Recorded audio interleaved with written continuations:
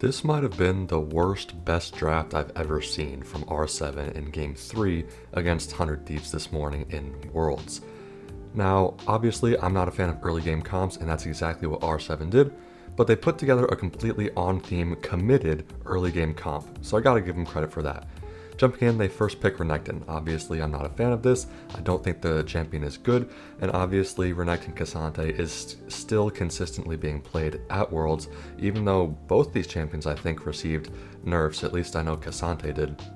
But this matchup is still proving consistent, and again, as I mentioned in the last video, I think it's the case where neither of these teams really have a good read on the meta, so they're just resorting to what they're comfortable playing, and obviously at this point top laners are going to be comfortable playing these two champions. So that's going to be the matchup.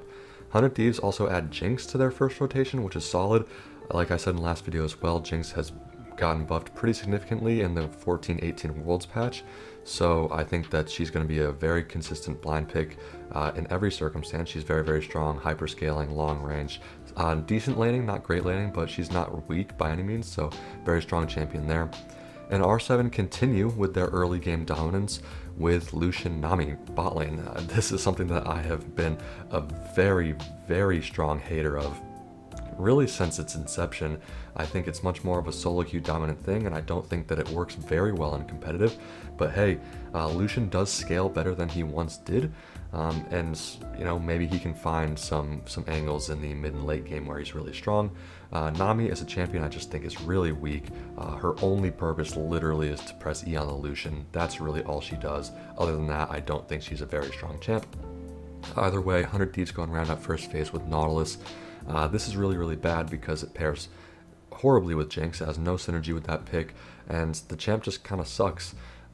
Again, I've said this in the past several times that Nautilus usually just ends up hooking in and dying immediately. It's pretty funny because in my pick'ems, I picked Renekton as the most picked champion, and that could be a possibility here, and I picked Nautilus as the most deaths champion, so that could be another possibility, so I might be looking good for pick'ems here.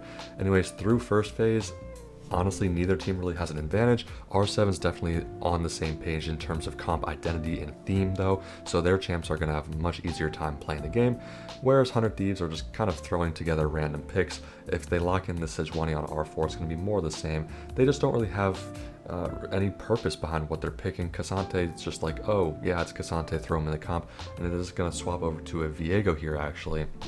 So that's a little bit better than the Sejuani was. Viego combined with Jinx is pretty strong Scalian team fight, along with the Nautilus and K'Sante frontline could see some opportunities to buy space for the Jinx, but I don't really like this comp. You're trying to play full dive along with the Jinx. It's just really kind of split themes, and none of these champs are really on the same page, so I think the 100 Thieves, just in terms of champ picks, are going to have a pretty hard time playing the game. And then this is where R7 just full-on commits to the early game comp. They end up picking LeBlanc for mid lane blind pick actually, which is pretty insane. I don't know if LeBlanc has any super hard losing matchups, but it is definitely a risky blind pick nonetheless. And then is this going to be the Rek'Sai lock-in? I don't think they actually ended up locking this. It is going to be the swap over to the Wukong. So again, committing to the early game, skirmishing, that mid jungle is pretty strong in the early levels, especially at level 6. So as you can see, R7 just put together a full committed early mid-game skirmish comp, and it's like they're saying we're gonna win the game in the first 15 minutes. If we don't, we lose. If we get ahead, we can win. That's pretty much what they're saying here. And honestly, when I first saw the draft, I thought it was so miserably bad until 100 Thieves locks in Vex on R5. This is probably the worst possible thing anyone in their entire life has done. I don't know who made the decision to pick this champion. Vex is so Omegalodon useless, it's embarrassing. It ruined the entire draft for 100 Thieves, and before that pick, they were in a fine spot. They could have just picked a strong scaling mid laner that has, you know, strong range, long range, strong scaling, and good teamfight potential, and they would have been fine. But they ruined everything by picking Vex. It ended up going 0-8 in the game, I think, and R7's early game comp actually worked. They played around their win conditions. 15 to 20 minute team fights is where this comp is really going to thrive. They played around their item power spikes really well, and they ended up being able to pull out the lane, or the win rather.